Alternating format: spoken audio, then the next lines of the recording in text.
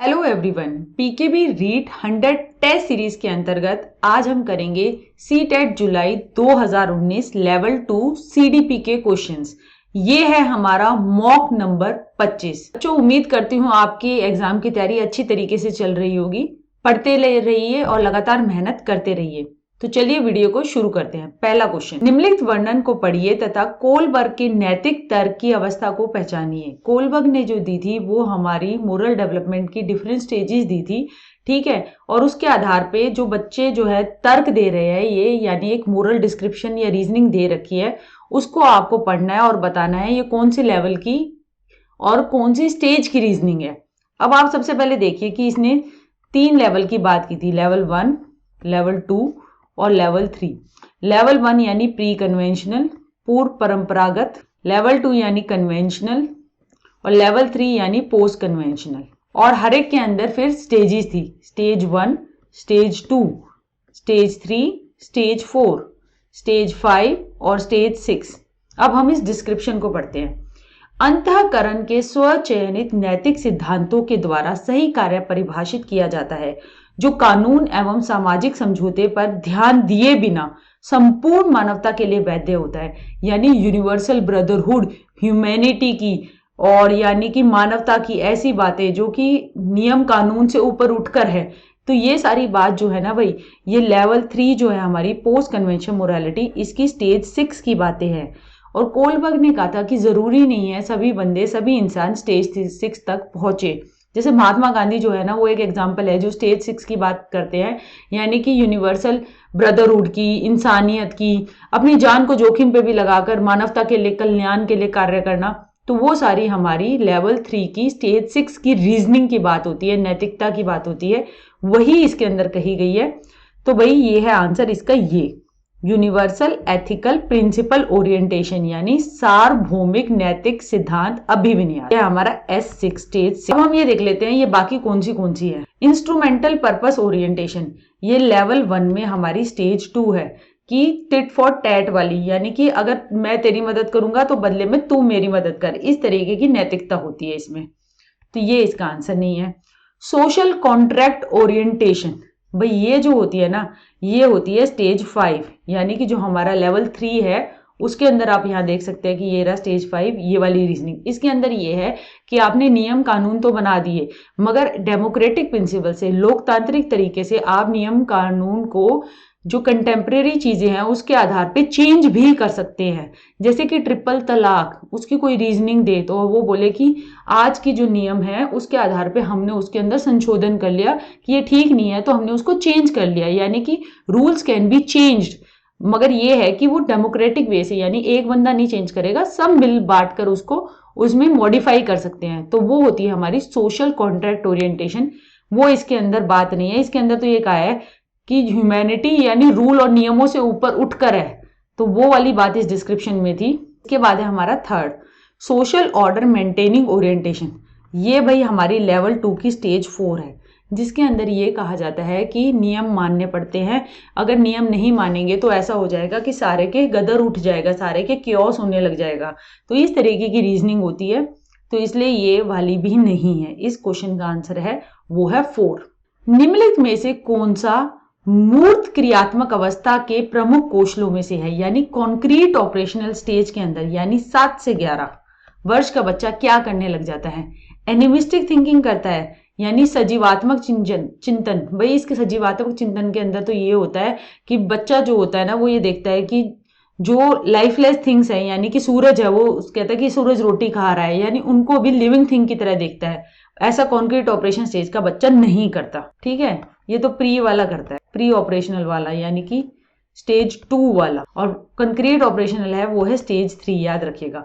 Ability to conserve, बिल्कुल सही, ये स्टेज 3 का बच्चा ही करता है। कंजर्वेशन टास्क बच्चे करने लग जाता है, मगर करता जो है ना वो कॉन्क्रीट चीजों के साथ करता है, यानी कि जो चीजें उसे दिख रही है उनके हिसाब से वो देखने लग जाता है कि एक लंबे गिलास में और एक चौड़े गिलास में अगर पानी एक जैसा है, एक सेम पानी को उसमें पोर किया गया है, तो बच्चा समझ जाता है कि दोनों चीजें बराबर हैं। तो वो कंजर्वेशन करने लग जाता है, मास की, लेंथ की, वेट की, एरिया की, सब तरीके की, और सबसे एंड में एरिया वाली कंजर्वेशन करता है। हाइपोथेटिको डिडक्टिव रीजनिंग, भाई ये तो स्टेज 4 यानी फॉर्मल ऑपरेशनल स्टेज का कैरेक्टरिस्टिक है। इसके अंदर जो होता है बहुत सारी हाइपोथेसिस होती है और बच्चा निगमनात्मक तर्क करने लग जाता है, जैसे कि जो चीजें यानी एब्स्ट्रैक्ट रीजनिंग करने लग जाता है, अमूर्त चिंतन करने लग जाता है। जबकि हमारा स्टेज 3 जो कि यहाँ पे कॉन्क्रीट ऑपरेशन स्टेज है, उसके अंदर बच्चा जो है वो मूर्त चिंतन करता है, और स्टेज 4 के अंदर बच्चा जो है वो अमूर्त चिंतन करता है। चीजें जो नहीं भी दिख रही उनके बारे में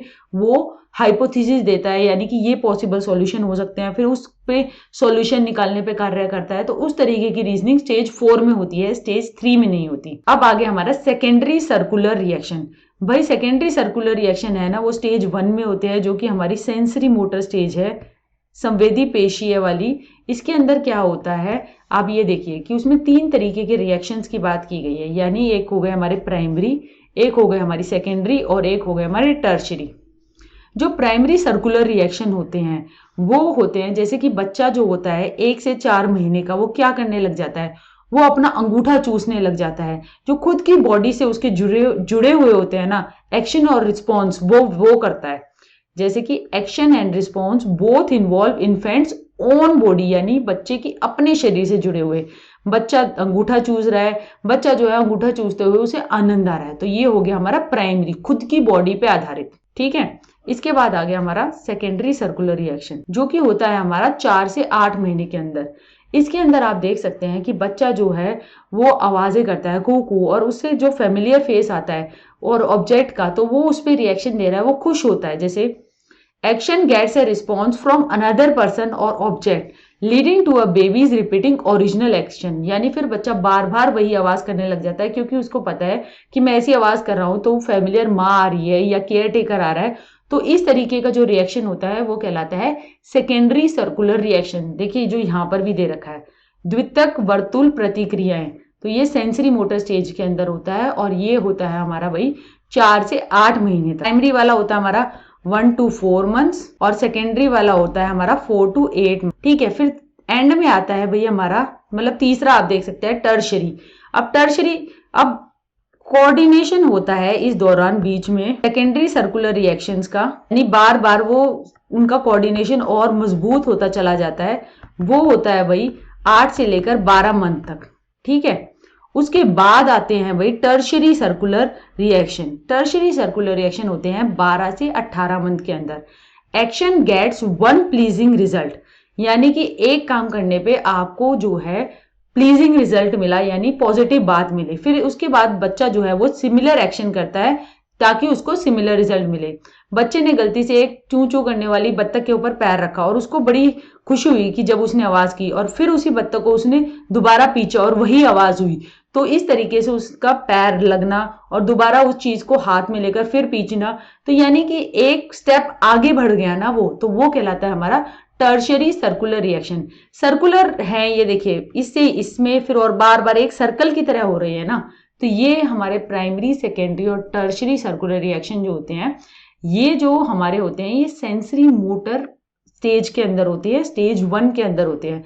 क्वेश्चन में हमसे पूछा गया था कि कंक्रीट ऑपरेशन स्टेज की मेजर अकम्प्लिशमेंट क्या है, वो है कंजर्वेशन कर पाना, सुरक्षित रखने की योग्यता। इसका आंसर है सेकंड। जीन पियाजे एवं ल्यूई वाइगोत्स्की जैसे संरचनावादी अधिगम को किस रूप में देखते हैं? भाई क्या करते हैं वो, किस तरीके से देखते हैं? ये कंस्ट्रक्टिविस्ट है, ये बच्चे का एक्टिव रोल समझते हैं कि बच्चा जो है अपने ज्ञान की संरचना खुद करता है।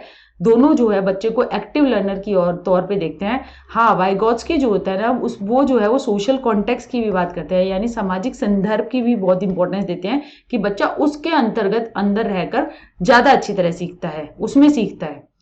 तो इसलिए इसका आंसर है प्रोसेस ऑफ मीनिंग मेकिंग, यानी सक्रिय विनियोजन से अर्थ निर्माण करने की प्रक्रिया, क्योंकि बच्चा जो है वो एक्टिवली एंगेज है, चीजों के साथ सक्रिय है।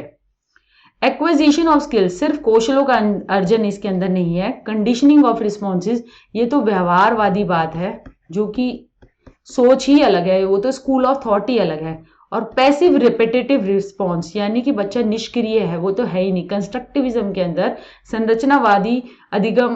संरचनावादी सोच के अंदर तो ये कहा जाता है बच्चा हमेशा एक्टिव होता है। तो इसलिए ये थर्ड भी नहीं है। थर्ड पैसिव रेपिटेटिव रिस्पॉन्स तो व्यवहारवादी सोच के अंदर आते हैं। समाचार पत्रों से कहानियों एवं कतरनों का चयन करना एवं प्रस्तुत करना जो पुरुष एवं महिलाओं दोनों को गैर परंपरागत भूमिकाओं में चित्रित करते हैं। जैसे कि आदमी जो है बच्चों की देखभाल कर रहा है, हाउस हस्बैंड है। अब हाउस वाइफ हमेशा आपने सुना होगा, और इस तरीके के अगर एग्जांपल दिया जाए, हाउस हस्बैंड है, कोई आदमी जो है वो नर्स है, ठीक है, तो इस तरीके के गैर परंपरागत भूमिका वो निभा रहे हैं। ऐसी फोटोज को आपने कलेक्शन किया और दिखाया।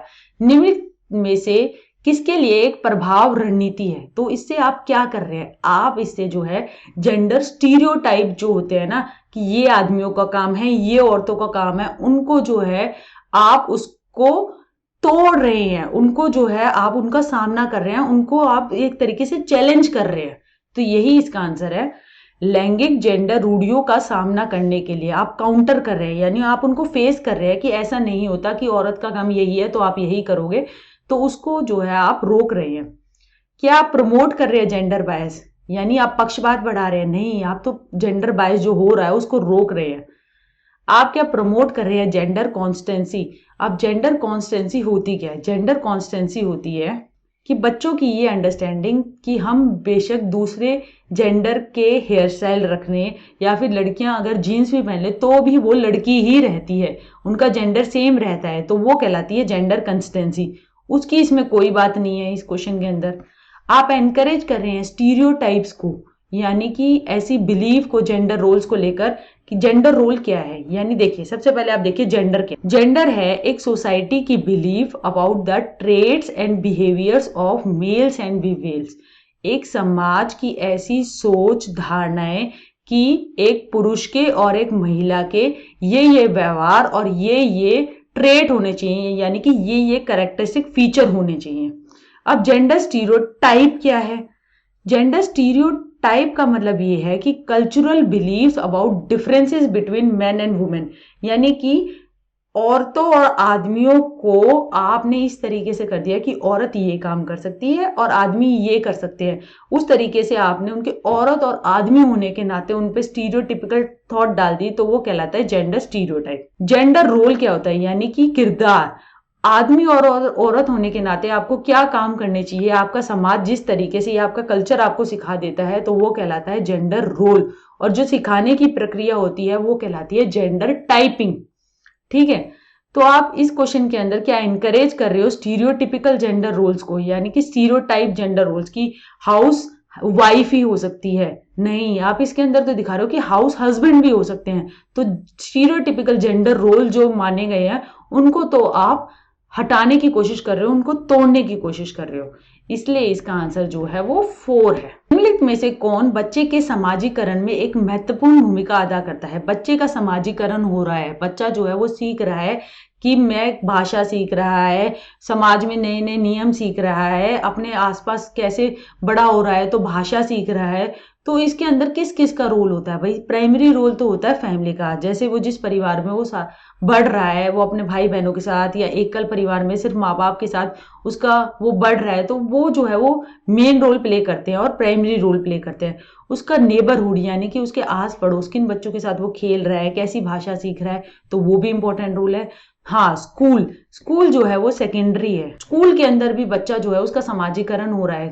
स्कूल जो है वो एक ऐसी संस्था है जिसके द्वारा एक देश जो है अपने आने वाले फ्यूचर, कैसे उसे बच्चे चाहिए, कैसे उसे नागरिक चाहिए, उसकी सारी चीजें वो स्कूल के अंदर सिखाने की कोशिश करता है।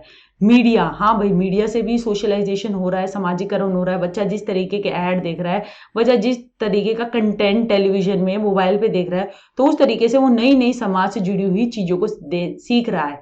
मीडिया भी भाई एक सेकेंडरी एजेंसी है सोशलाइजेशन की। फैमिली और नेबरहुड जो है वो प्राइमरी एजेंसी है सोशलाइजेशन की।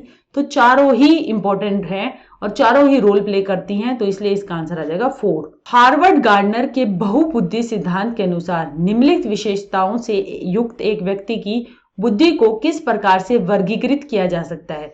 अब भाई हार्वर्ड गार्डनर जो थे उन्होंने दी थी थियोरी ऑफ मल्टीपल इंटेलिजेंस, यानी बहुबुद्धि का सिद्धांत। उन्होंने कहा था कि हमारी जो इंटेलिजेंस है वो अलग अलग तरीके की होती हैं। ठीक है, और उसके तहत उन्होंने कहा कि हमारी इंटेलिजेंस जो होती है वो 9 टाइप की होती है। 9वीं जो थी उन्होंने सन 2000 में ऐड की थी और वो थी एग्जिस्टेंशियल। ठीक है, अब उसने कहा वो एक तो होती है विजुअल स्पेशियल जो कि देखने से आधारित, जैसे कि हमारे नेविगेटर जो कि हमारे समुद्र में चलाते हैं नाविक, स्कल्पचर, आर्किटेक्चर, उनके पास होती है। इंट्रा पर्सन, इंट्रा यानी खुद के अंदर, जो खुद के अंदर होगी तो वो किसके अंदर होगी, रिसर्चर के अंदर होगी। ठीक है, नोवेलिस्ट के अंदर होगी। एग्जिस्टेंशियल यानी दार्शनिक को के अंदर जो होती है, यानी जीवन क्या है, सत्य क्या है, ऐसी रिलेटेड बातें, तो ये फिलोसोफर्स के अंदर मिलती है। अब आ गई चौथे नंबर की म्यूजिकल यानी कि गाने बजाने से रिलेटेड इंटेलिजेंस, तो वो म्यूजिशियन, कंपोजर, डीजे वाले बाबू, डिस्क जॉकी, इसके अंदर होगी। इसके बाद आ गया पांचवा इंटरपर्सनल। देखिए इंट्रा जो होता है ना वो खुद के अंदर हो गया। इंटरपर्सनल यानी कि एक और कई लोगों के बीच में, जैसे देखिए इंटरनेशनल एयरपोर्ट्स होते हैं ना, इंटरनेशनल तो नहीं होते ना, इंटरनेशनल यानी वहां से बहुत सारे देशों के लिए फ्लाइटें जाती है। तो इसी तरीके से हमेशा याद रखिए इंटरपर्सनल यानी एक बंदे से बहुत बंदे जुड़े हुए। तो ये किसके अंदर होती है, जो बोलने में बहुत बढ़िया तरीके से हो, तो पॉलिटिशियन होते हैं, काउंसलर्स होते हैं, उनके अंदर होती है। छठी बॉडीली काइनेस्थेटिक यानी खेल कूद पे आधारित, वो एथलीट्स के अंदर होती है, फाइटर्स के अंदर होती है। सातवीं लॉजिको मैथमेटिकल यानी गणित संबंधी है, तो वो किसके अंदर होगी, इंजीनियर के अंदर होगी, अकाउंट्स जो संभालते हैं सीए हो गए उनके अंदर होगी।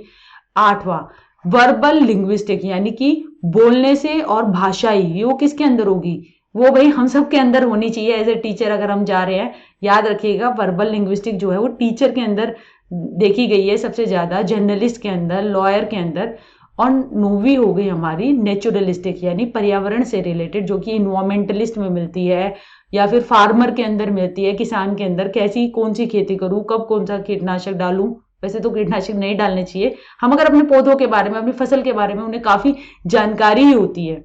अब यहां देखते हैं कि क्या विशेषता इस क्वेश्चन में दे रखी है। दूसरों की मनोदशा, स्वभाव, प्रेरणा तथा अभिप्राय को उचित तरीके से पता लगाने एवं प्रतिक्रिया करने की योग्यता, यानी दूसरों की इंटेंशन, दूसरों की बातें, उन सबको समझ जाना। तो ये क्या हो गई, ये हो गई हमारी इंटरपर्सनल, दूसरों की समझ रहे हैं ना, तो इसलिए ये आ गया।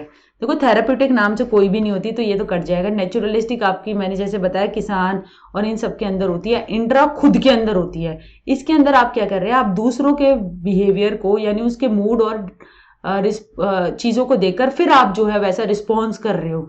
यानी कि जैसे कि आप देखिए पॉलिटिशियन है, वो मूड समझ कर कि अब जो है आपकी सभा हो रही है और जनता क्या सुनना चाहती है, उसके आधार पे आप जैसा भाषण देते हैं तो वो इंटेलिजेंस कहलाएगी आपकी इंटरपर्सनल। यही इसका आंसर। बच्चों के मूल्यांकन के लिए निम्नलिखित में से कौन से कारण होने चाहिए। ठीक है, आपको क्या हमारे रीजंस होने चाहिए बच्चों की असेसमेंट करने के लिए। सेपरेट करना और लेबल करना बच्चों को, नॉन अचीवर्स, लो अचीवर्स, एवरेज और हाई अचीवर। भाई सेपरेशन और लेबलिंग ये तो हमें करनी ही नहीं है, ये बिल्कुल ही गलत है ऐसे बच्चों को बांटना। तो 1 तो है, कट गया। To improve teaching learning process in the classroom, कक्षा में शिक्षण अधिगम प्रक्रियाओं में सुधार करना। हाँ बिल्कुल होगा, अगर आप असेसमेंट करोगे बच्चों की तो आप उस तरीके से खुद की भी देख पाओगे कि मैंने जिस तरीके से पढ़ाया क्या वो सही था, तो ये तो सही है। To find out what changes and progress in learning that takes place in the child over a period of time, समय के साथ बच्चों में होने वाली अधिगम परिवर्तनों एवं प्रगति के बारे में पता लग जाएगा जब आप असेसमेंट करेंगे बच्चे की, असेसमेंट ऑफ चिल्ड्रन करोगे। ठीक है, तो आपको पता लग जाएगा कि बच्चे का जो पहले ये कॉन्सेप्ट इतना आता था और एक टाइम के बाद जितना आपने पढ़ाया अब जो है उसे इतना आता है, तो ये तो होगी असेसमेंट इस तरीके की। डिस्कस करना कैपेबिलिटीज को यानी क्षमताओं को, पोटेंशियल को, स्ट्रेंथ को यानी उसकी पॉजिटिव बातों को, उसकी ताकत को, और उसके चैलेंजिंग एरियाज यानी कि जिसमें उसको दिक्कत आ रही है पेरेंट्स के साथ। हाँ ये भी बिल्कुल जरूरी है, आप बच्चे की असेसमेंट करोगे तो आप उसके पेरेंट्स भी एक इंपॉर्टेंट रोल प्ले करते हैं और आप उनसे डिस्कस कर सकते हो कि बच्चा यहाँ लैग कर रहा है और क्या कर सकते हैं, चलो दोनों मिलकर इस चीज को ऐसे इंप्रूव करने की कोशिश करते हैं। तो पेरेंट्स का पार्टिसिपेशन आप ले सकते हो। तो ठीक है, इसलिए 2, 3, 4 सही है, इसलिए इसका आंसर 3 है। निम्नलिखित में से कौन सा प्रगतिशील शिक्षा की अवधारणा के बारे में प्रमुख है। अब प्रोग्रेसिव एजुकेशन यानी जो जॉन डुई ने दी थी, यानी चाइल्ड सेंटर्ड एजुकेशन, बाल केंद्रित, लर्निंग बाय डूइंग, करके सीखने का सिद्धांत, ऐसी बातें। ठीक है, टेक्स्ट बुक सेंट्रिक लर्निंग, भाई ऐसी बातों में तो हमारा किताब जो है सिर्फ रट्टा मार और किताब पाठ्य पुस्तक केंद्रित अधिगम नहीं होगा। अधिगम जो होगा वो रियल लाइफ एक्सपीरियंस में वैसे होगा। Belief in the capability and potential of every child, प्रत्येक बच्चे की क्षमता एवं संभावना में विश्वास रखना, ये तो सही लग रहा है। स्टैंडर्ड इंस्ट्रक्शन एंड असेसमेंट, यानी मानक निर्देश एवं मूल्यांकन, ये नहीं है आप जो है स्टैंडर्ड एक ही सभी बच्चों को एक जैसी इंस्ट्रक्शन दे और उसी तरीके से असेस करने की कोशिश करोगे, वो प्रोग्रेसिव एजुकेशन नहीं है, क्योंकि इसमें आप बच्चे के इंडिविजुअल डिफरेंसेस को ध्यान नहीं रख रहे हो। आप सिर्फ एक जैसा करने की कोशिश में कर रहे हो, जिससे बच्चे के इंडिविजुअल डिफरेंसेस, स्ट्रेंथ और वीकनेस दोनों ही पे काम नहीं हो रहा। प्रोग्रेसिव एजुकेशन तो जबकि इन दोनों पे काम करने को कहती है। Extrinsic motivation and uniform assessment patterns, ये तो वही बिहेवियरिस्टिक बात है कि आप जो है एक जैसे एक्सट्रिंसिक मोटिवेशन दे रहे हो, यानी आप प्राइज, रीइंफोर्समेंट ऐसी बातें कर रहे हो, और एक जैसे असेसमेंट पैरामीटर्स, यानी सबको एक पेपर दे दिया जिसपे आपने असेस कर लिया, वो बाल केंद्रित शिक्षा का नहीं है उद्देश्य। बाल केंद्रित शिक्षा का उद्देश्य है प्रत्येक बच्चे की क्षमता एवं संभावना में विश्वास रखना। 2 इसका विकास में व्यक्तिगत विभिन्नता को समझने के लिए क्या महत्वपूर्ण है। आपको इंडिविजुअल डिफरेंसेस देखने हैं डेवलपमेंट में, तो जरूरी क्या है, to look at the inherited characteristics that give each person a special start in life. अब बच्चा जो है पैदा हुआ है तो उसके साथ कोई इनहेरिटेड कैरेक्टरिस्टिक्स लेके पैदा हुआ है, यानी कि कुछ विशेष शुरुआत उसको फिर उससे मिल गई है, ऐसी कोई बात नहीं है। सिर्फ हेरिडिटी को फोकस करना तो नहीं करना हमें। To look at the environmental factors that affect individual, यानी कि पर्यावरण कारणों पर विचार करना जो लोगों को प्रभावित करते हैं, ये भी नहीं है। हमें ये देखना है कि डेवलपमेंट जो है ना, वो हमारा प्रोडक्ट है हमारा हेरिडिटी और इन्वायरमेंट दोनों का, यानी अनुवांशिकता और पर्यावरण दोनों ही जरूरी हैं। और जबकि 1 और 2 ऑप्शन में तो एक एक बात की गई है, तो ये भी नहीं है। To consider maturation of the body and the brain, यानी कि कैसे परिपक्वता हासिल होती है शरीर की और दिमाग की, तो इसके अंदर ये नहीं है आंसर, क्योंकि आंसर इसके अंदर आप जो है वो पर्यावरण की तो कोई बात ही नहीं करे। परिपक्वता तो यानी 18 साल आप जो है अडल्टहुड तक जब आते हैं तो आप परिपक्व हो जाते हैं, मगर अगर आपको इन्वायरमेंट नहीं दिया गया, आपको स्कूल नहीं भेजा गया, तो आप जो है उसका आपका पूर्ण रूप से विकास थोड़ी हो पाएगा। परिपक्वता जो है वो हो ही जाती है टाइम पॉइंट तक, मगर आपको जो है वो विकास की बात कर रहे हैं, और विकास के अंदर आपकी सोशल डेवलपमेंट, कॉग्निटिव डेवलपमेंट वो जब होगी जब आपको उस तरीके का इन्वायरमेंट भी दिया जाएगा। तो वंशागत विशेषताओं के साथ साथ पर्यावरणीय कारकों एवं उनकी पारस्परिक क्रिया पर विचार करना बहुत ही जरूरी है। यानी जो आप लेकर पैदा हुए हैं और आपको जिस तरीके से स्कूल में आपको अपॉर्चुनिटी दी, आपको क्या क्या खेलने का सामान, आपको सामाजिक डेवलपमेंट आपकी कैसे कैसे हुई, तो उससे जो है आपकी फुल डेवलपमेंट होगी, क्योंकि हेरिडिटी और इन्वायरमेंट दोनों ही जरूरी हैं इंडिविजुअल डिफरेंस इन डेवलपमेंट को अंडरस्टैंड करने के लिए। निम्नलिखित में से कौन सा विकास का सिद्धांत नहीं है। अब हमें बताना है कि कौन सा विकास का सिद्धांत नहीं है। भाई नई वाले क्वेश्चन के लिए देखो इन्होंने तो कितना बड़ा बड़ा हाईलाइट करते हैं, क्योंकि इन्हें पता है कि बच्चे इनमें गलती कर देते हैं। इंडिविजुअल डेवलप करते हैं डिफरेंट रेट में, हाँ ये बात तो सही है, सबका रेट अलग अलग होता है, कोई जल्दी बोलना सीखता है, कोई थोड़ा लेट बोलता है, ठीक है। डेवलपमेंट इज रिलेटिवली ऑर्डरली, यानी कि एक ऑर्डर से होती है। हाँ बिल्कुल सही है कि बच्चा पहले जो है क्राई करेगा, फिर कूइंग करेगा, फिर एक शब्द बोलेगा, फिर 2 शब्द बोलेगा, तो एक ऑर्डर तो है ही। Development takes place gradually over a period of time, हाँ एक विकास समय के साथ साथ धीरे धीरे घटित होता रहता है, हाँ ये भी ठीक है। Exact course and nature of development is determined at the time of birth itself, विकास की सटीक गति और एवं प्रकृति जन्म के समय ही निर्धारित हो जाती है। भैया ऐसा कुछ भी नहीं है कि जन्म के समय बता दिया कि इसका विकास इतना होगा और ये जो है ये साइंटिस्ट बनेगा, ऐसा नहीं है। विकास जो है वो धीरे धीरे होता है, एक ऑर्डर में होता है, टाइम लेकर होता है, और उसके अंदर आप जैसा पर्यावरण देंगे, हेरिडिटी तो आप बदल नहीं सकते, मगर पर्यावरण आप जैसा देंगे, आप जैसी अपॉर्चुनिटी देंगे, जैसा क्लाइमेट देंगे उसको बढ़ने का, क्लाइमेट इन द सेंस गर्मी सर्दी नहीं, यानी कि जो आप वातावरण उसको रिच इन्वायरमेंट देंगे भाषा का, तो वो भाषा जल्दी सीखेगा। तो इसलिए, और पैदा होते ही नेचर ऑफ डेवलपमेंट बता देना ऐसा कुछ भी नहीं है। पैदा होते कोई ये थोड़ी बता सकता है कि ये आगे जाके क्रिमिनल बनेगा या फिर ये आगे जाकर बहुत बड़ा मंत्री बनेगा, तो ऐसा नहीं है। इसका आंसर है 4। अनेक शोध अध्ययनों से पता चला है कि शिक्षक लड़कियों की अपेक्षा लड़कों से अधिक पारस्परिक क्रिया करते हैं। इसका सही विवेचन क्या है? Boys have much more academic capabilities than girls, लड़कियों की तुलना में लड़कों में शैक्षिक क्षमताएं काफी अधिक होती है। ऐसा कुछ भी नहीं है, लड़का लड़की बराबर है। लड़कियों की तुलना में लड़कों को अधिक अवधान की आवश्यकता होती है। लड़कों को ज्यादा अटेंशन चाहिए होती है, इसलिए जो है वो टीचर उनसे ज्यादा बोलता है। नहीं, ऐसा भी नहीं है। ये जो है ये इसलिए हो गया है क्योंकि जेंडर बायस है, यानी कि लिंग पक्षपात हो रहा है। जो पढ़ाने वाला है ना, वो भी ये सोच रहा है कि लड़कियों की पढ़ाई जो है वो इतनी ज्यादा जरूरी नहीं है, ये इनको आगे पेपर पास करना है, इनको अपने परिवार का पेट भरना है। ये इस तरीके से फिर ऐसी सोच होगी ना, तो टीचर क्या करेगी, बार बार उन्हीं बच्चों से बेटा आया समझ में, बेटा आया समझ में, तो इस तरीके से करेगी। और ऐसे करेगी तो उनका इंटरेक्शन भी लड़कों के साथ ज्यादा होगा, और लड़कियां जो है उनके साथ पक्षपात होगा, क्योंकि टीचर की जेंडर स्टीरियोटिपिकल थॉट है कि लड़कों को है उन्हें कमाना है, और लड़कियां जो है उनको इतना ज्यादा क्या जरूरत है। तो उस तरीके से उनके व्यवहार में फिर वो जेंडर बायस करने लगेंगी, यानी पक्षपात करने लगेगा या लगेगी, जो भी है। तो ये एक एग्जाम्पल है जेंडर बायस इन टीचिंग का। कक्षा में लड़कियों की तुलना में लड़कों को अधिक आसानी से नियंत्रित किया जा सकता है, ऐसा कुछ भी नहीं है। एक समस्या को मूल एवं अपसारी समाधानों के साथ साथ करने की योग्यता निम्नलिखित में से किसकी एक प्राथमिक विशेषता है? ओरिजिनल आइडिया से आ रहे हो आप, यानी नयापन आइडिया से आ रहे हो। डाइवर्जेंट सॉल्यूशन यानी एक बात के बहुत सारे नए नए अलग तरीके के सॉल्यूशन। मौलिकता, नयापन, अलग विचार, ये सारी बातें जो होती है ये सृजनात्मक बच्चों का विशेषता है। ठीक है। ईगोसेंट्रिक तो अपनी ही धुन में लगाता है, यानी अपनी बात को सही मानना और अपने को हर चीज का केंद्र समझ के करना है, ऐसी ये थॉट नहीं है। ठीक है। इम्पेयर्ड यानी क्षतिग्रस्त बच्चे, यानी या तो हियरिंग इम्पेयर्ड हो सकते हैं, या लर्निंग इम्पेयर्ड भी हो सकते हैं, या विजुअली इम्पेयर्ड जिसको दिखने में दिक्कत हो रही है, ऐसी भी कोई बात नहीं है।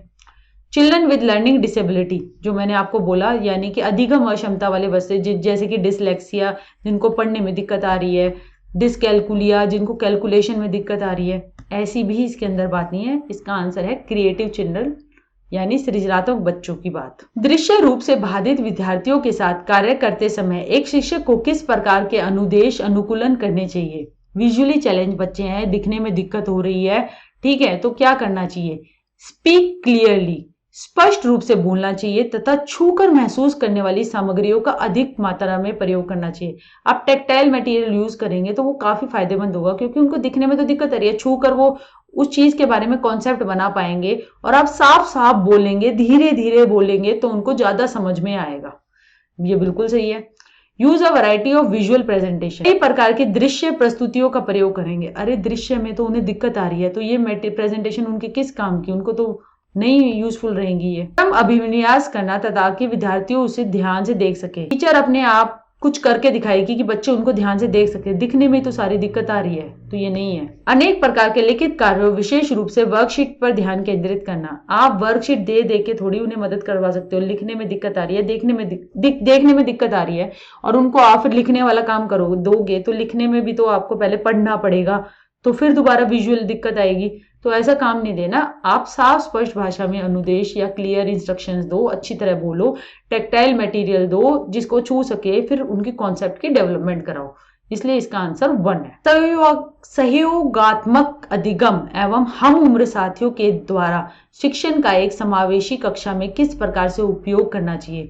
कोऑपरेटिव लर्निंग और पीयर लर्निंग, यानी साथ में मिलके पढ़ना, और पीयर ट्यूटरिंग, यानी कि एक जो है बंदा क्लास का ही साथी वो दूसरे साथी को मदद कर रहा है।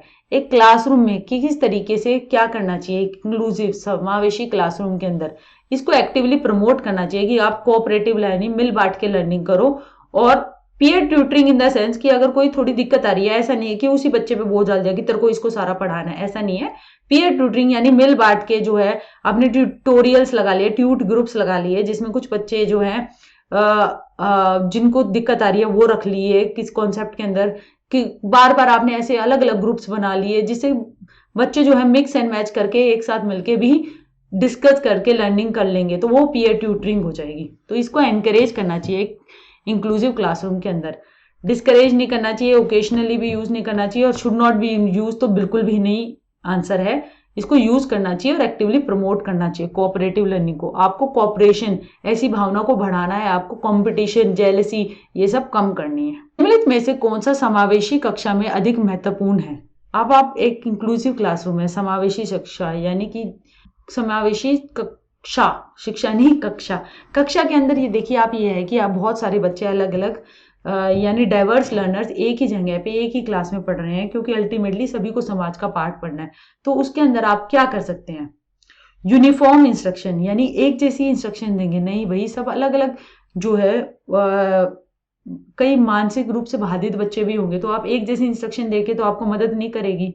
स्टैंडर्डाइज टेस्टिंग, एक ही प्रोसीजर से आप टेस्ट करते रहेंगे तो वो भी आपको काम नहीं देगा। प्रमोट करोगे कंपटीशन लर्निंग, तो इस तरीके से तो आप रैट रेस में बच्चों को इन्वॉल्व कर दोगे, जबकि इंक्लूजन का मतलब तो यह है कोऑपरेशन, सब मिलकर साथ में एक साथ आगे बढ़े, यानी जो सेपरेट स्कूल्स थे, जो सेग्रीगेटेड थे, उनको भी आप मुख्य धारा में एक साथ पढ़ा रहे हो, तो इंक्लूसिव समावेशी कक्षा की तो ये सोच है। तो इसके अंदर आप इंडिविजुअलाइज एजुकेशन प्लान करोगे, विशेष शिक्षा योजना करोगे, स्पेशल एजुकेटर के साथ मिलके जिस बच्चों को जो दिक्कत आ रही है उस पर आप दोनों मिलकर बात करोगे, और आप इंडिविजुअलाइज्ड यानी कि उस बंदे की जो स्ट्रेंथ है उस पर काम करने की कोशिश करोगे और वीकनेस को दूर करने की कोशिश करोगे। तो इसलिए इसका आंसर है विशिष्ट शिक्षा योजना। अधिगमकर्ताओं एवं उनकी प्राथमिक विशेषताओं के मिलान युग्मों में से निम्नलिखित में से कौन सा सही है। ठीक है, अब ये दे रखे हैं हमारे अधिगमकर्ता और उनके कैरेक्टरिस्टिक्स, उसमें आपको देखना है कि क्या सही है क्या गलत है। पहला, हियरिंग इम्पेयर्ड लर्नर्स, यानी श्रव्य क्षतिग्रस्त अधिगमकर्ता जिनको सुनने में दिक्कत आ रही है। Can not comprehend visual information, देख नहीं सकते, नहीं भाई उनको तो सुनने में दिक्कत आ रही है, तो ये गलत है। डिसलेक्सिक लर्नर्स, यानी कि पठन अक्षमता वाले। Lack reading and writing fluency, हाँ बिल्कुल सही है, डिसलेक्सिक वाले को पढ़ने में और लिखने में दिक्कत आती है, हाँ ये तो सही है। क्रिएटिव लर्नर्स हाइपर एक्टिव होते हैं, यानी कि बहुत अति सक्रिय होते हैं और स्लो होते हैं कंप्लीट करने में काम, नहीं भाई ये जो कैरेक्टरिस्टिक है ना, ये तो ADHD के कैरेक्टरिस्टिक्स है, यानी attention deficit hyper active disorder वाले बच्चों के, वो काफी हाइपर एक्टिव होते हैं, टिक कर नहीं बैठते और इधर उधर उनकी अटेंशन डोलती रहती। हाई मोटिवेशन अटेंशन डेफिसिट वाले बच्चों का देखिए क्या कैरेक्टरिस्टिक दे रहे हैं कि हाई मोटिवेशन हो रहे हैं, एक काम पे सस्टेन कर सकते हैं attention for long period of time, भाई वो इनका कैरेक्टरिस्टिक्स नहीं है। ये जो कैरेक्टरिस्टिक्स हैं ये गिफ्टेड बच्चे के हैं, प्रतिभाशाली बच्चे के हैं, जो कि एक काम पे अपने आप इंडिपेंडेंटली बहुत लंबे समय तक लग सकता है, तो इसलिए इसका आंसर है 2। निम्नलिखित में से कौन सा अधिगम के सार्थक सरलीकरण के रूप में परिणित नहीं होता है। मीनिंगफुल फैसिलिटेशन ऑफ लर्निंग नहीं हो रही है। पहला, क्रिएट करना नई नॉलेज प्री एग्जिस्टिंग नॉलेज के बेस पर, हाँ बिल्कुल सही है, जो पूर्व ज्ञान आप अब लेकर आए हो उसके यूज करते हुए आप नया ज्ञान कर रहे हो, तो ये तो है मीनिंगफुल लर्निंग, और हमें बताना कौन सी नहीं है, तो इसलिए ये आंसर नहीं हो सकता। दूसरा, प्रमोट करना रिपीटेशन और रिकॉल, आप बार बार रिपीट करवाए जा रहे हो और रिकॉल करवाए जा रहे हो, हाँ ये कोई मीनिंगफुल लर्निंग नहीं है, यही इसका आंसर है। क्योंकि रेपिटेशन जो होती है ना वो काफी मैकेनिकल हो जाती है, यानी कि जैसे कि जिसमें दिमाग का यूज ना करके अगर कह दिया इस पहाड़े को जो है आप 20 बार लिख कर लाओ, तो उसमें आप जो है वो रिपीट करवाए जा रहे हो, उसके अंदर अब मीनिंगफुल लर्निंग नहीं है, वो तो रट्टा मार अभ्यास परंत ऐसी बातें हैं, बिहेवियरिस्टिक बातें हैं, वो नहीं है। एग्जाम्पल्स और नॉन एग्जाम्पल्स दोनों को यूज कर रहे हो, हाँ भाई ये मीनिंगफुल लर्निंग है ये तो, इसलिए ये इसका आंसर नहीं है। एग्जाम्पल जो होते हैं वो एक कॉन्सेप्ट को अच्छी तरह बताते हैं, और नॉन एग्जाम्पल जो होते हैं वो उसको डिफ्रेंशिएट करने में मदद करते हैं कि ये जो है ये इसका आंसर इसलिए नहीं है क्योंकि इसकी ये विशेषताएं एग्जाम्पल में नहीं आती है। जैसे कि आप देख सकते हैं एक फोर साइडेड फिगर जो होती है उसको हम क्वाड्रिलेटरल कह देते हैं, ठीक है। फिर उसके अंदर अगर हमारी लेंथ यानी ऑपोजिट साइड्स इक्वल होती हैं और एक दूसरे के ऑपोजिट साइड्स इक्वल हुई, बराबर हुई और सारे कोण 90 डिग्री के हो गए, तो वो जो आपने कह दिया कि ये हो गया रेक्टेंगल, ठीक है। और इसमें फिर आपने स्पेसिफाई कर दिया कि चारों साइड ही बराबर हो गई और सारे कोण जो हो गए वो 90 के हो गए, तो वो हो गया स्क्वायर। तो इस तरीके से आपने एग्जाम्पल्स को तो फिर आप इसे कह सकते हो कि स्क्वायर इज अ क्वाड्रिलेटरल, कि स्क्वायर क्वाड्रिलेटरल है, ठीक है, मगर क्वाड्रिलेटरल जो है वो स्क्वायर है ये नहीं है। तो ये बात जो है एग्जाम्पल और नॉन एग्जाम्पल्स के तहत आप बच्चे को सिखा सकते हो और कॉन्सेप्ट अच्छी तरह से बच्चे को आ जाएगा। एनकरेज करेंगे multiple ways of looking at a problem, एक समस्या पर अनेक तरीकों से विचार करने के लिए प्रोत्साहित करेंगे, तो उससे मीनिंगफुल लर्निंग होगी, कॉन्सेप्ट क्लैरिटी होगी, कैरेक्टरिस्टिक्स फीचर्स होंगे ना वो अच्छी तरह पता लग जाएंगे कि ये इस कॉन्सेप्ट के अंदर आते हैं और ये नहीं आते।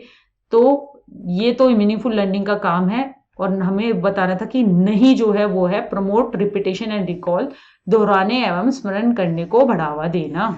बड़ी बड़ी वाले स्टेटमेंट वाले क्वेश्चन आते हैं तो थोड़ा सा एकदम लगता है कि, मगर ऐसे है कि उन्हें देख के घबराए नहीं, धीरे धीरे पढ़ के चलेंगे, कोई ट्रेन थोड़ी पकड़नी है, 1 मिनट ज्यादा लग जाएगा, मगर गलत मत करना, थोड़ा सब्र से एक ही बारी में देख लोगे, बार बार देखने से अच्छा तो एक बार टाइम लगा के देख लो, ठीक है। ये है, which of the following would not be consistent with the constructivist environment, यानी कि एक संरचनावादी पर्यावरण है, उसमें से कौन सी बात मेल नहीं खाती, ठीक है। पहला, students are given frequent opportunity to engage in complex meaningful problem based activity. अब बच्चों को जो है बहुत सारी अपॉर्चुनिटी दी जाती है कि वो जटिल, मीनिंगफुल यानी मीनिंग निकलता है जिसमें से, और प्रॉब्लम बेस्ड एक्टिविटी कर रहे हैं। तो भाई ये तो संरचनावादी वाली बात है, बच्चा जो है खुद काम कर रहा है, मीनिंगफुल प्रॉब्लम पे कर रहा है, रट्टा मारनी प्रॉब्लम है, तो ये तो है। और हमें पूछना है कौन सी नहीं है, तो ये आंसर नहीं हो सकता। Students work collaboratively and are given support to engage in task oriented dialogue with each other. अब विद्यार्थी सहयोगात्मक तरीके से कार्य करते हैं, यानी सब मिल बांट के काम कर रहे हैं, आपस में कार्य केंद्रित वार्ता करते हैं, यानी एक बात में अगर वो काम कर रहे हैं तो एक दूसरे से डिस्कस कर रहे हैं, तो कॉन्सेप्ट भी क्लियर होंगे और पता भी चलेगा मैं कहाँ गलत हूँ, क्या गड़बड़ हो रहा है। तो ये भी एक कंस्ट्रक्टिविस्ट फ्रेमवर्क इन्वायरमेंट को शो कर रहा है, तो इसलिए ये भी आंसर नहीं हो सकता। Teachers elicit students ideas and experiences, teacher जो है बच्चों के आइडिया और एक्सपीरियंसेस को लाती है in relationship to a key topics and plan teaching learning to elaborate और restructure their current knowledge. Teacher बच्चों के एक्सपीरियंस आइडियाज पे अपनी जो लर्निंग, टीचिंग लर्निंग है उसको आगे बिल्ड ऑन करती है, अपने लेसन प्लान को फिर उस तरीके से मॉडिफाई करते हुए आगे बढ़ाती है और पढ़ाती है। तो भाई ये तो होता है संरचनावादी क्लासरूम के अंदर, तो इसलिए ये भी आंसर नहीं है। अब आ गया हमारा आखिरी, teacher employ specific end of the term assessment strategies and give feedback on products rather than processes. अब ये जो है जैसे कि हमारा ऐसे सबमिटिव असेसमेंट के तहत ज्यादा होता था, तो उसमें क्या होता कि एंड में जो है वो आपने एक असेसमेंट दे दी और जो प्रोडक्ट आया यानी कि जो आपने उस पेपर के अंदर आपने लिखा उसके ऊपर आपने फीडबैक दे दिया कि हाँ इसको ये कॉन्सेप्ट आता है या नहीं आता है, ये पास है या फेल है। तो आपने प्रोडक्ट के ऊपर अपना फीडबैक दिया, आपने प्रोसेस, जिस प्रक्रिया से वो बच्चा गुजरा, जिस तरीके से वो क्लास में एग्जाम्पल दिया था, वो सब आपने दरकिनार कर दिया और उसके सिर्फ जो रिटर्न असाइनमेंट था उस पे आपने जो है अपना फीडबैक दिया। तो ये जो है ये कंस्ट्रक्टिविस्ट इन्वायरमेंट की विशेषता नहीं है और यही इस क्वेश्चन का आंसर है। अध्यापक विशिष्ट सत्र अवसान मूल्यांकन रणनीतियों को लागू करते हैं तथा प्रक्रियाओं के बजाय प्रदर्शन पर फीडबैक देते हैं। A teacher should encourage students to set dash rather than dash. एक टीचर को एनकरेज करना चाहिए बच्चे को सेट करे, और ये तो सभी को करने चाहिए, यानी हमें भी अपने लिए करने चाहिए। क्या करना चाहिए? टू सेट लर्निंग गोल्स, यानी कि अधिगम गोल्स। हमें सीखना है। अगर मैं सीडीपी पढ़ रही हूँ या आपको पढ़ा रही हूँ तो मेरा एक गोल ये है कि मैं उस सब्जेक्ट को, उससे रिलेटेड बातों को अच्छी तरह से सीखूं, मुझे कुछ नया जानने को मिले, कुछ अधिगम हो मेरा, उसके अंदर फिर मेरी मास्टरी हो।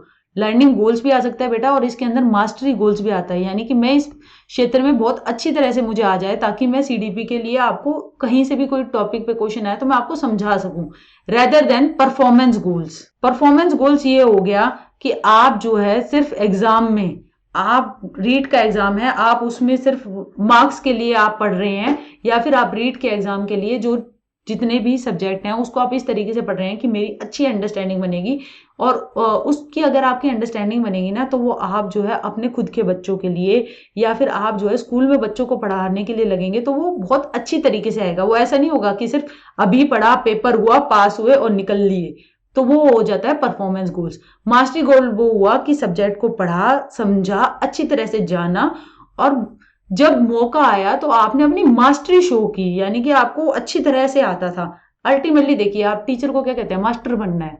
मास्टर शब्द है ना, मास्टरी, यानी कि आपको उस चीज में आप बहुत अच्छी तरह से परिपक्व हो, यानी आपको बहुत अच्छी तरह से आता है। तो लर्निंग गोल्स स्थापित कीजिए रेदर देन परफॉर्मेंस गोल्स। तो इसलिए ये है इसका आंसर 1।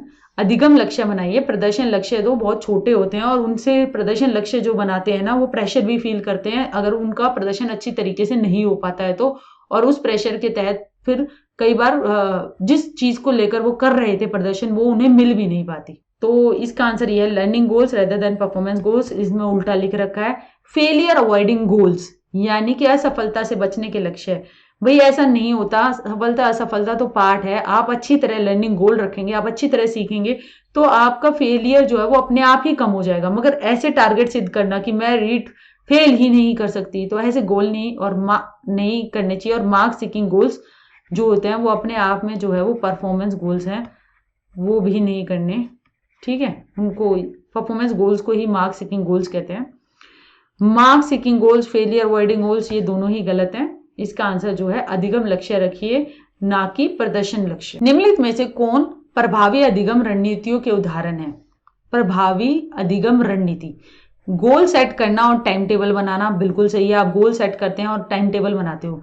आप making organisational charts and concept maps, आपने एक ऑर्गेनाइजेशनल चार्ट बनाया कि मुझे ऐसे ऐसे ये चीजें करनी है, और कॉन्सेप्ट मैप बनाया कि ये टॉपिक मुझे करना है, और फिर उसके बाद उस टॉपिक से रिलेटेड आपने एग्जाम्पल्स की ये चीजें इसके अंदर आएंगी और ये चीजें नहीं आएंगी। आप एक्सप्लेन कर रहे हैं अपने पीयर को, आपने हम उम्र साथी को जो आपके साथ, आप मान लीजिए रीट की तैयारी कर रहे हैं, तो आप उसको एक्सप्लेन करें। आप सेल्फ क्वेश्चनिंग कर रहे हैं कि हाँ मुझे ये टॉपिक नहीं आ रहा, तो क्यों नहीं आ रहा। तो ये इफेक्टिव अधिगम स्ट्रेटेजी है ना, कि आपने गोल सेट किया, ठीक है, कि गोल सेट किया आपने लर्निंग का, यानी कि मुझे सीखना है कि टीचर बनने के लिए क्या क्या एग्जाम पैटर्न में दे रखा है, तो उस ये आना चाहिए, तो आपने उस आधारित किया। फिर आपने टाइम टेबल सेट किया कि मुझे ऐसे ऐसे पढ़ना है। आपने चार्ट्स बनाए कि मैं ये टॉपिक ऐसे कर लूंगी, ये कॉन्सेप्ट मैं यहाँ से कर लूंगी। आपने एग्जाम्पल्स देखे कि हाँ ये एग्जाम्पल्स क्या हो गए, ये कंटेंट है, ये बेटर है पढ़ने के लिए और इससे मेरी अंडरस्टैंडिंग डेवलप हो गई। नॉन एग्जाम्पल्स क्या हो गए, ये रद्दी एक्स्ट्रा नोट्स हैं और ये इतना ज्यादा मेरे लिए यूजफुल नहीं है, तो उनको आपने साइड में कर दिया।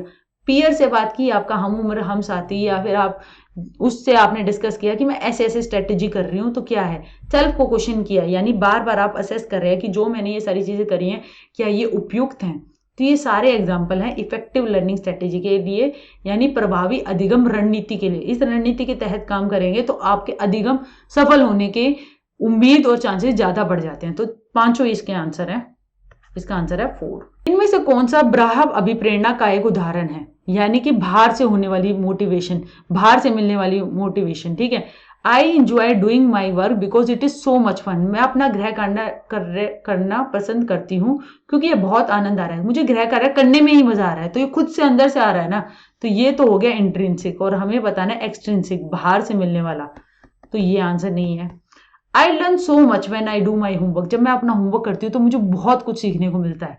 तो खुद को मिल रहा है ना, खुद से कर रहे हो, खुद को मजा आ रहा है, तो ये हो गया इंट्रिंसिक, तो इसलिए ये भी आंसर नहीं है। Doing homework makes me understand my concept better, जब मैं गृह कार्य करता हूँ तो मेरी अवधारणाओं को मैं अच्छी तरह से समझ पाती हूँ, तो ये भी इंट्रिंसिक है, यानी जितने कॉन्सेप्ट है उनकी क्लैरिटी हो रही है, मगर खुद के पढ़ने से, खुद का मन कर रहा है पढ़ने का उन चीजों से, तो ये भी आंसर नहीं है। एक्सट्रिंसिक, बाहर से होने वाली मोटिवेशन, यानी कि बाहर से कोई आपको प्रेरित कर रहा है। तो देखिए यहाँ पे, आई complete my homework because the teacher gives us marks for each assignment, अब टीचर जो है ना वो मार्क्स देती है, उन मार्क्स के चक्कर में मैं अपना होमवर्क पूरा कर रही हूँ, तो ये होती है हमारी एक्सट्रिंसिक मोटिवेशन। होमवर्क मैं खुद से, होमवर्क के रस आने से, होमवर्क मैं अपने खुद के नया सीखने के मन से नहीं कर रही, टीचर के कहने से, क्योंकि वो मार्क्स देगी और मुझे मार्क्स अच्छे चाहिए, तो उससे उस सोच को लेके मैं कर रही हूँ, तो ये हो गया हमारा एक्सट्रिंसिक मोटिवेशन, यानी ब्राह्म अभिप्रेरणा। एक प्राथमिक कक्षा कक्ष में एक शिक्षक को क्या करना चाहिए, यानी एक प्राइमरी क्लासरूम के अंदर, यानी छोटे बच्चों के साथ आपको क्या करना चाहिए, सिर्फ उदाहरण प्रस्तुत करने चाहिए, उदाहरण तो देने चाहिए, ठीक लग रहा है, सिर्फ उदाहरण जो है वो उसके ऑपोजिट है वो देने चाहिए। अरे भाई वो दे दोगे तो कॉन्सेप्ट कैसे बनेगा, दोनों चीजें देने चाहिए, एग्जाम्पल और नॉन एग्जाम्पल, बिल्कुल सही है। एग्जाम्पल जो है वो तो कॉन्सेप्ट को मदद करेंगे बिल्कुल, कि ये चीज इस चीज से मिलती हुई है, कि सेब जो है वो एक फल है, और नॉन एग्जाम्पल जैसे कि आप कहोगे कि फल की कैटेगरी में भाई हम सीताफल को नहीं रखते, उसको हम सब्जी के में करते हैं, वो नॉन एग्जाम्पल है उस चीज का। तो बच्चा फिर कहेगा कि फल के क्या क्या कैरेक्टरिस्टिक्स होते हैं, एक फल होने के लिए क्या क्या जरूरी है, कि उसकी सब्जी नहीं बन सकती, उसको कच्चा खा सकते हैं, और इस तरीके से वो जो है एग्जाम्पल और नॉन एग्जाम्पल को डिफ्रेंशिएट करते हुए एक कॉन्सेप्ट को बना लेगा, वो हमें करना है। नॉट गिव एनी एग्जाम्पल और नॉन एग्जाम्पल, अगर भैया एग्जाम्पल और नॉन एग्जाम्पल दोगे ही नहीं तो कॉन्सेप्ट कैसे बनेगा, तो 4 भी नहीं है, इसका आंसर है 3। निम्नलिखित रणनीतियों में से कौन सी बच्चों में अर्थ निर्माण को बढ़ावा देती है, बच्चे के अंदर मीनिंग मेकिंग आपको डेवलप करनी है, तो वो कैसे होगी। एक्सप्लोरेशन एंड डिस्कशन, बिल्कुल सही, अन्वेषण और डिस्कस करेंगे। जितना आप बातचीत करेंगे, जितना कॉन्सेप्ट के बारे में नई नई चर्चाएं करेंगे, एक्सप्लोर करेंगे, तो आपका वो कॉन्सेप्ट क्लियर होता जाएगा और आपकी मीनिंग मेकिंग यानी आप अर्थपूर्ण चीजें, अर्थ का निर्माण होगा एक संप्रत्यय को लेकर। ठीक है। ट्रांसमिशन ऑफ इंफॉर्मेशन, ये तो व्यवहारवादी बात है कि आप जो है टीचर है, आप जो है वो सारा कॉन्सेप्ट और सारी बात बच्चे को बता देते हैं तो वो बच्चा पैसिव है, ऐसी बात नहीं करनी। यूजिंग पनिटिव मेजर्स यानी दंड का साधन का प्रयोग करना। भाई दंड का साधन का प्रयोग तो बिल्कुल भी नहीं करना। तो ये दंड आए ना जहां पे, उसे तो थोड़ा पढ़ते हुए फिर एकदम काट देना। यूनिफॉर्म और स्टैंडर्डाइज टेस्टिंग यानी सबको एक जैसी स्टैंडर्डाइज टेस्टिंग करना, ये भी बात नहीं है। यूनिफॉर्मिटी नहीं, इंडिविजुअलिटी पे फोकस है आजकल, यानी कि व्यक्तिगत विभिन्नताएं जो हैं उनको बढ़ावा दो। हर एक की स्ट्रेंथ अलग है, हर एक की वीकनेस अलग है, उन पे काम करो। वो मीनिंग मेकिंग, वो संरचनावादी सोच आज के एनसीएफ 2005 और हमारी नई शिक्षा नीति भी कह रही है। तो ऐसे अगर क्वेश्चन आए तो इस सोच को ध्यान में रख के आंसर लगा। बच्चों की गलतियां एवं भ्रांत धारणाएं क्या हैं? अब बच्चों की गलतियां जो हैं वो शिक्षण अधिगम प्रक्रिया का एक महत्वपूर्ण कदम है, क्योंकि इससे आप बच्चों की थिंकिंग के अंदर जा सकते हो। आप पता लगा सकते हो कि बच्चा ना क्या सोच रहा है, क्या उसके मिसकंसेप्ट को लेकर क्या गलत धारणाएं उसने डेवलप कर ली हैं और कैसे हम उन्हें सुधार सकते हैं। ये हिंड्रेंस है और ऑब्स्टेकल है टीचिंग लर्निंग प्रोसेस में। नहीं भाई, ये हिंड्रेंस नहीं है, ये एक अपॉर्चुनिटी है। और कोई भी अधिगम होते हैं तो उसमें गलतियां तो होती ही हैं। गलतियों को सुधारना, उन पर कार्य करना, ये हमारा काम है। उन्हें ऑब्स्टेकल, कोई भी परफेक्ट काम एक ही बारी में थोड़ी कर लेता है। तो ये should be ignored in teaching learning process. शिक्षण अधिगम प्रक्रिया में अनदेखा कर देना चाहिए। नहीं भाई, इनको तो सुधारना है, इन पे काम करना है, इनको समझना है कि क्या गड़बड़ हो रही है। तो ये है। सूचित करती है कि बच्चों की क्षमताएं वयस्कों की तुलना में बहुत निम्न स्तर की होती है। ये बिल्कुल ही गलत है कि बच्चे जो है वो इंफीरियर है अडल्ट से, ऐसी सोच नहीं रखनी। बच्चे जो है वो मिनिएचर अडल्ट है, ऐसी सोच नहीं रखनी। बच्चे जो है उनकी अपनी थिंकिंग है, उनका अपना चिंतन है, जिस लेवल पे वो है। धीरे धीरे जब वो अडल्ट आएंगे तो उनका चिंतन, उस तरीके की सोच उनकी डेवलप हो जाएगी। वो जिस स्टेज पे है उनके चिंतन को उस तरीके के एग्जाम्पल दो और उनकी जो थियरीज है ना, ये हमारी पियाजे की, वाइगोत्स्की की, उनको समझो कि उस तरीके का हमें कार्य देना है। और यूं नहीं समझना कि हमें सब कुछ आता है और इसे कुछ नहीं आता। बच्चे के अपने एक्सपीरियंस है, उनको यूज करो, उस पर बिल्ड ऑन करो। देखिए ऐसे ही सोचे जो मैंने आपको बताई ना, उसी तरीके के सवाल इस पेपर में सीटेट में बहुत आते हैं। देखिए ये वाला, संरचनात्मक ढांचे में बच्चे को किस रूप में देखा जाता है? मिनिएचर अडल्ट के रूप में, फ्लिपकार्ट वाले बच्चे के रूप में नहीं। Who is less than adult in all aspect such as size, cognition, emotions, नहीं।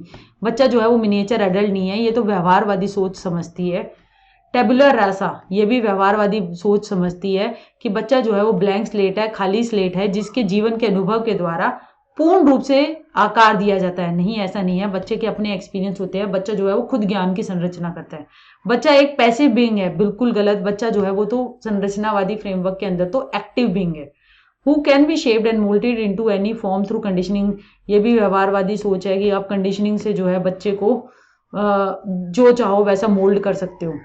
बच्चा जो है वो एक प्रॉब्लम सॉल्वर है, एक समस्या समाधान करने वाला है तथा वैज्ञानिक अन्वेषक के रूप में देखा गया है। बच्चा जो है वो लिटिल साइंटिस्ट है, वो अपने ज्ञान की संरचना खुद कर रहा है। इस तरीके से संरचनावादी फ्रेमवर्क में देखा गया है।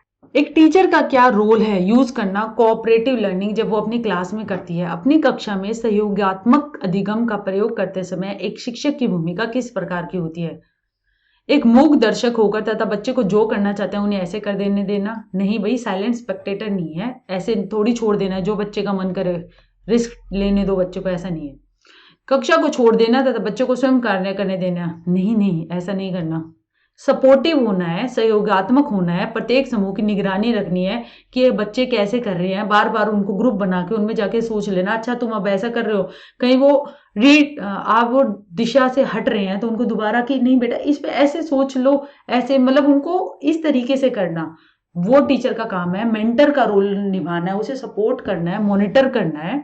ऐसा नहीं है कि बस बच्चों के ऊपर सौंप के और बस निकल लो, ऐसा नहीं है। समूह का सहयोग करना जिसमें होनहार एवं प्रतिभाशाली बच्चे हैं। पहली बात तो ब्राइट और टैलेंटेड बच्चे, इस तरीके से ग्रुपिंग करनी ही नहीं है। और दूसरी बात कि सिर्फ उसी को सपोर्ट करना, ये तो बिल्कुल ही गलत है। सबको सपोर्ट करना है, टीचर सबके लिए। Of the following statement denotes the relationship between development and learning correctly, यानी विकास और अधिगम के बीच में क्या संबंध है? कौन सी स्टेटमेंट सही बताती है? Development and learning are not related, बिल्कुल गलत। डेवलप विकास और लर्निंग यानी विकास आपका जैसा हो रहा है और आप अधिगम आपके व्यवहार में क्या मॉडिफिकेशन हो रहा है, तो ये आपस में रिलेटेड है। और ये जो है इंटर रिलेटेड भी और इंटर डिपेंडेंट भी है। यानी कि आपका अगर आप विकास आपका कॉग्निटिव डेवलपमेंट होगी उस तरीके की, यानी कि आप जो है छठी सातवीं आठवीं में आए और आपने अलजेब्रा पढ़ने लगा, तो आप उस तरीके का फिर अलजेब्रा का अधिगम जब भी कर पाए ना, जब आपकी कॉग्निटिव यानी आपका संज्ञान उस तरीके का हुआ, आप जो है हाई लेवल डिडक्टिव रीजनिंग करने लग गए। तो ये जो है ये आपस में जुड़ी हुई है, इंटर डिपेंडेंट है और इंटर रिलेटेड है, यही इसका आंसर है। Development and learning are interrelated and interdependent, अंतः संबंधित भी हैं और अंतः निर्भर ये भी है। Learning takes place respective of development, अधिगम बिना डेवलपमेंट के हो सकता है ऐसा तो बिल्कुल भी नहीं है, अधिगम के लिए डेवलपमेंट भी चाहिए और डेवलपमेंट के लिए अधिगम की भी जरूरत है, तो दोनों इंटर रिलेटेड है। Rate of learning far exceeds the rate of development, अधिगम की दर विकास की दर से काफी अधिक होती है, ऐसा नहीं है। दोनों ऐसे हम दर नहीं बता सकते कि इसकी ज्यादा है इसकी कम है, ये नहीं है। पियाजे के अनुसार स्पेसिफिक साइकोलॉजिकल स्ट्रक्चर्स यानी कि विशिष्ट मनोवैज्ञानिक संरचनाएं अनुभव से सही अर्थ निकालने के व्यवस्थित तरीके को वो क्या कहता है, वो कहता है स्कीम, स्कीमा। उसने एक शब्द दिया था, वो ये स्कीम कहलाता है।